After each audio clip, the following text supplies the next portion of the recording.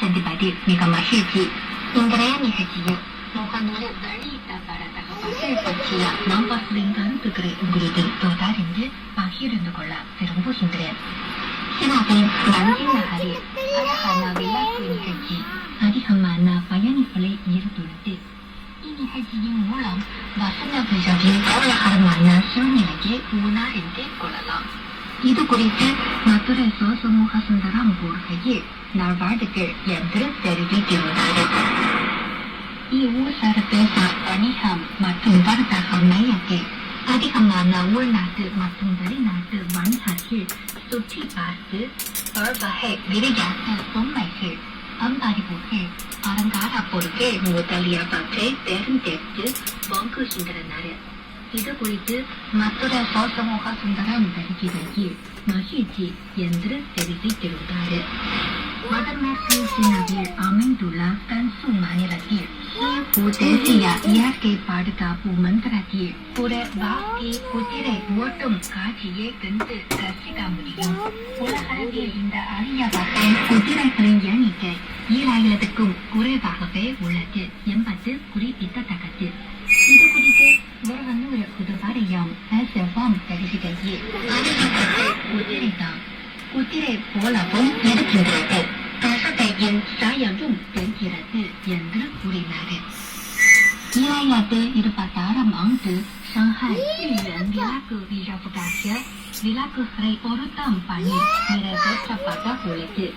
ஜனவரி 26ஆம் நாள் முதல் மார்ச் 3ஆம் நாள் வரை நடைபெற்ற இவ்விளக்கு விழா சுற்றுலா பயணிகளுக்கு ஷாங்காயின் பாரம்பரிய புத்தாண்டின் சூழ்நிலையை வழங்கும். இது குறித்து தேவனூர் ஜோதிலட்சுமி கூறுகையில் பாரம்பரிய வழிபாட்டுடன் தொடர்புடைய விளக்கு விழாவின் கலைநயமிக்க தோற்றம் மிகவும் அருமையாக இருக்கின்றது. எதிரும் ஒரு கலை வண்ணம் கை வண்ணம் மிளிர்கின்றது என்பதை நிரூபிக்கும் விதமாக இருக்கின்றது.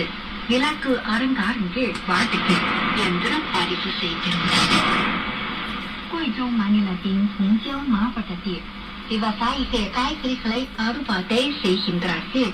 இது குறித்து நாஜ்முது பஹலாயூர் தெரிவிக்கையில் சீனா நாட்டில் அதிக அளவில் வேளாண்மை துறைக்கு சீனா அரசாங்கம் அதிக முக்கியத்துவத்தை அளித்து சீனா நாட்டின் விவசாய பெருமக்கள் மகிழ்ச்சியுடன் தன்னுடைய விவசாயங்களை பயன்படுத்தி அதற்கான விலைகளை தருவதன் மூலம் சீனா நாட்டின் விவசாய பெருமக்களுடைய வளர்ச்சி அதிகரித்து இது போன்ற நிகழ்வுகள் மூலம் அறிய முடிகின்றது என்று தெரிவு செய்திருந்தார்.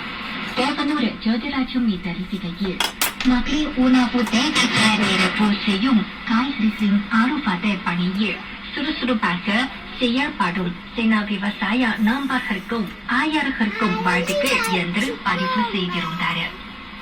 குளிர்காலத்தில் பெய்ஜிங்கின் உணவு கோபுரத்துக்கு பக்கத்தில் பயணிக்கும் போது இந்திய உணவகத்தில் மசாலா தேநீர் குடிப்பது ரொம்ப அறுசுவை. இனிப்பு மற்றும் புளிப்பு சுவை கொண்ட புளி சட்னியுடன் சேர்ந்த சமோசா நல்லா இருக்கு. இது குறித்து தேவனூர் ஜோதிலட்சுமி தெரிவிக்கையில் இந்திய உணவுகளின் சுவை மிகவும் தனித்துவமானது. சீனாவில் சுற்றுலா மேற்கொள்ளும் மக்களின் மனத்தை அங்குள்ள இயற்கை மகிழ வைப்பது மாதிரி அவர்களின் வயிற்றை இந்திய உணவுகள் மகிழ வைக்கும் என்பதே இந்திய உணவின் சாதனை என்று பதிவு செய்திருந்தார். குய்ஜோ மாநிலத்தின் தொங்ரன் நகரில் மழலையர் பள்ளி ஒன்றில் சிறு குழந்தைகள் ஆசிரியர்களுடன் இணைந்து மகிழ்ச்சியாக தயாரித்து மகிழ்ந்தனர். இதன் மூலம் பாரம்பரிய கலாச்சாரத்தின் அழகை அனுபவிக்கின்றார்கள். இது குறித்து பரவனூர் புதுவாரியம் SFM கூறுகையில் பாரம்பரிய பழக்கங்களை சிறார்களுக்கு கற்று தருவது மிகவும் சிறந்த நடவடிக்கையாகும். பண்பாட்டு நடவடிக்கைகளை அடுத்த தலைமுறையினருக்கு கொண்டு செல்ல உதவும் என்று பதிவு செய்திருந்தார். சரி நண்பர்களே, இத்துடன் இன்றைய முகநூலில் நேர்முகம் நிகழ்ச்சி நிறைவடைகின்றது. அடுத்த வாரம் உங்களை மீண்டும் சந்திப்போம். வணக்கம்.